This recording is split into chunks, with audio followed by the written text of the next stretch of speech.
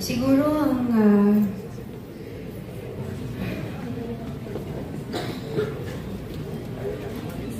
bata pa lang ako, pinalaki na ako ni Mami na ikaw na bahala sa mga kapatid mo, alagaan mo.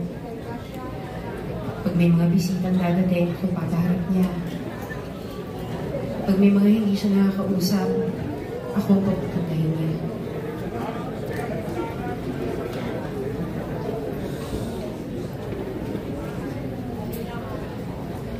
Ako ang pinagkatiwalaan ni Mama na mag-alaga sa mga kapatid ko. Nung umalis siya papuntang Amerika years ago, mag-show lang siya eh. But it took her 8 years, 10 years to come back.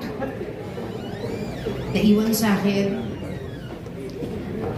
si Kiko, si Ian, si Matet, si Ken. Aside from that, I had 4 other kids. Hindi ko alam ang gagawin ko. Hindi ko alam. But I guess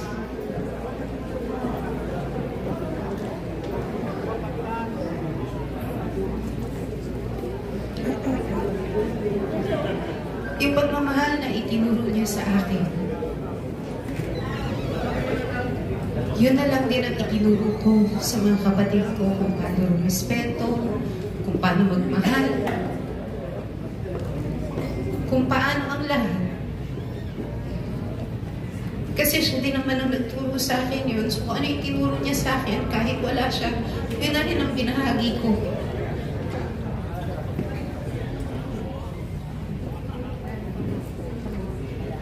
Our relationship as a family is not perfect. Hindi po kami perfectong pamilya. Our mom is a superstar for all of you. But for us, nanay.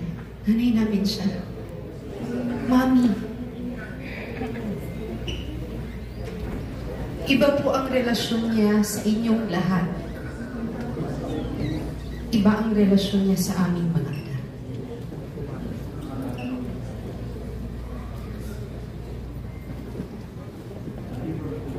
Buong buhay po niya, gaya ng sabi ko, she dedicated to her craft.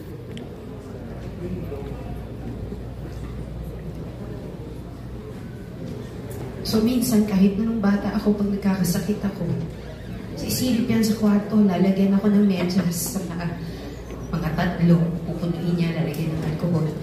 Sabihin niya, anak, magtatrabaho na ako, babalik ako para. Hanggang syempre, nakasanayan mo na. Hindi ba? Pero kahit na syempre, nakafocus siya sa trabaho dahil she's the breadwinner of the family. Buong pamilya niya, tulungan niya. Naiintindihan namin yun. Dahil wala namang oras na hindi siya nagpapaliwanag sa amin eh. Lahat pinapaliwanag niya. Iuupo niya kami at sasabihin niya sa amin kung bakit.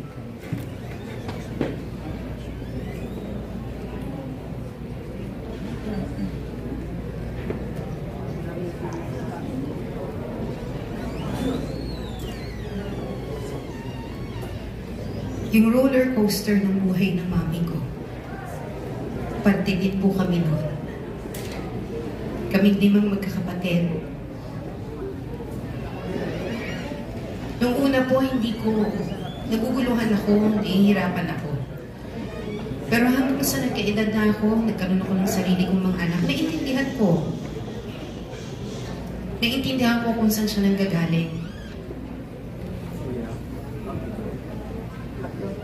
At nagpapasalamat ako sa lahat ng naituro niya sa akin. Nagpapasalamat ako sa lahat ng pagmamahal na ipinaramdam niya sa akin, sa aming magkakapatid. Sabi ko nga,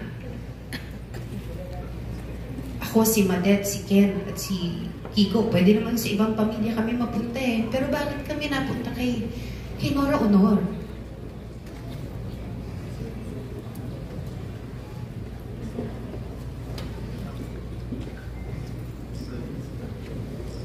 So that question is bigger than us, because that's God's intervention already. I don't know. Whatever God's plans are, I accept. And I thank Him. Because dahil sa mga plano niya, siya ang naging nanay ko.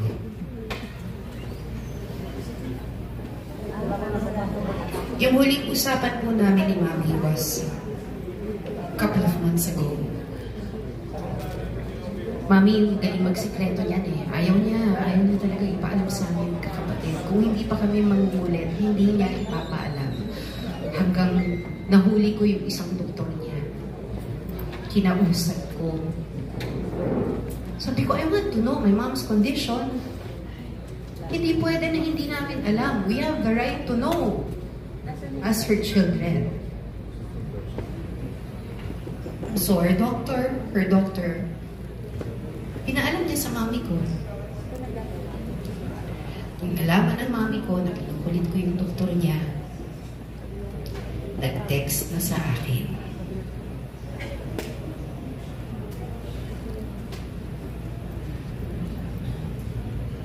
And I want to read that text to all of you.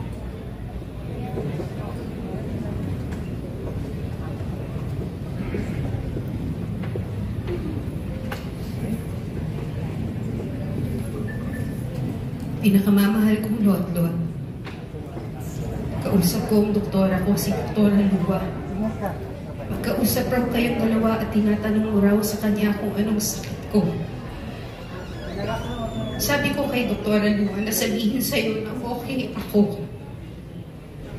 Wala ka o kayong dapat ipag-alala.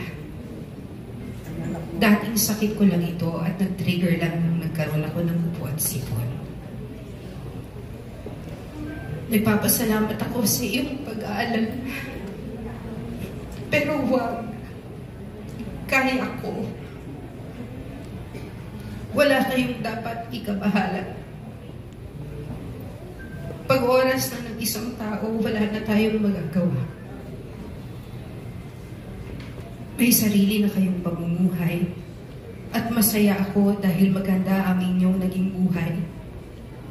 Lalo na buhay ng mga anak mo at ikaw.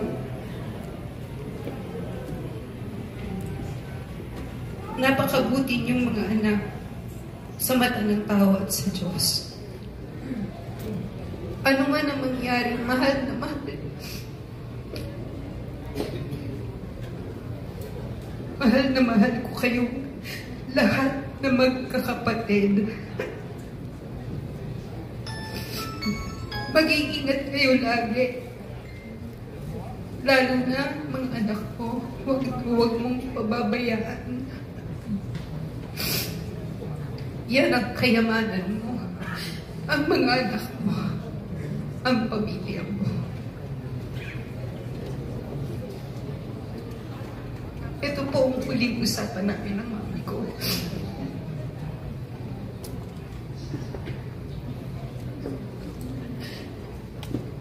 Kaya,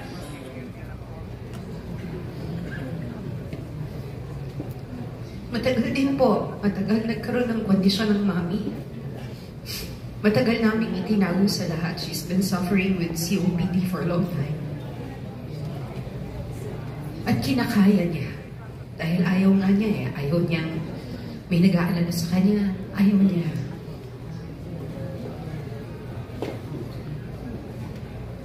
The day she passed,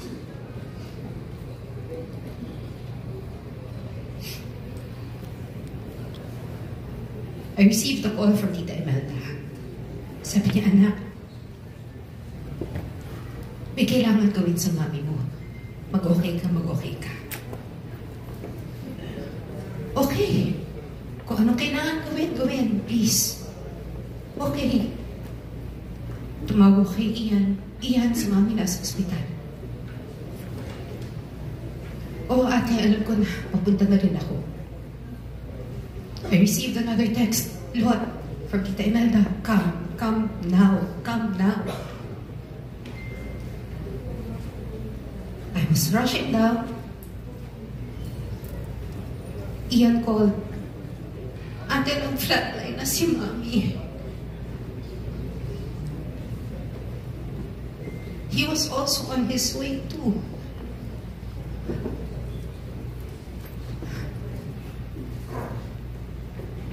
When we got to the hospital,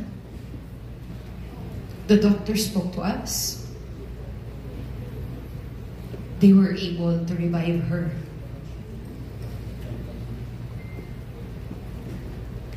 Pero nasabi na rin sa amin ng doktor kung ano yung consequences ng flatline na yun because she flatlined for 30 minutes.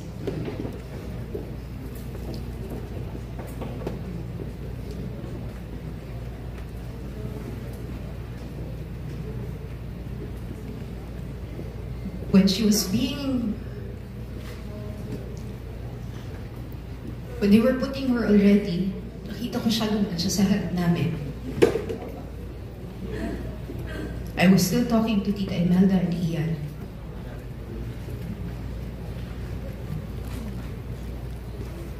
Lumapit ulit yung nurse. Ma'am, I just want you to know that flatline ulit ang mami niyo.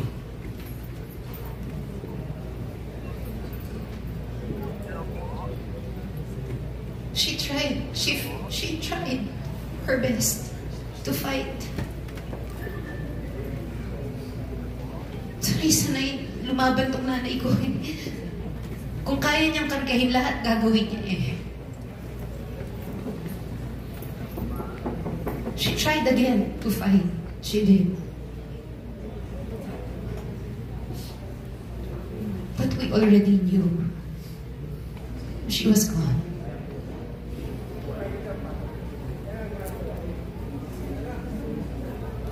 I whispered in her ears, I said, Ma, it's okay. Okay lang kami. Ako nang bahala sa mga kapatid ko. Okay na. Huwag mo na kaming alalahanin. Okay kami. Mom, let go. Because she fought twice that day. Aside from that, 2 years ago, she was also in the ICU and she flatlined 2 years ago also. So, I told her, it's okay, Mom. Okay na.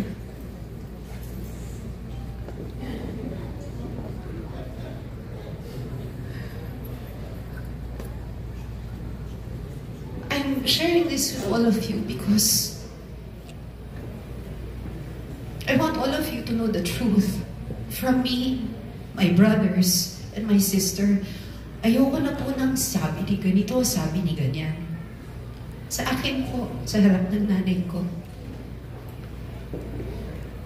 This is what happened. Masakit para sa amin, magkakapatid. Pero kagaya ko po,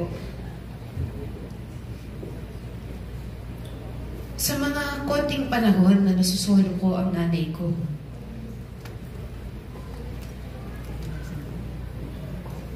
sobrang laki na po ng pasasalamat ko. At sa mga konting panahon na yun,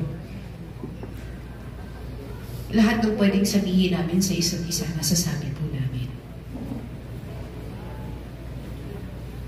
She has shared her life with the public, with all of you.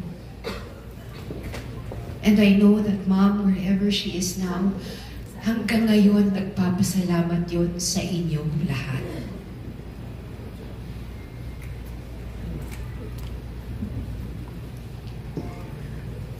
Kaya,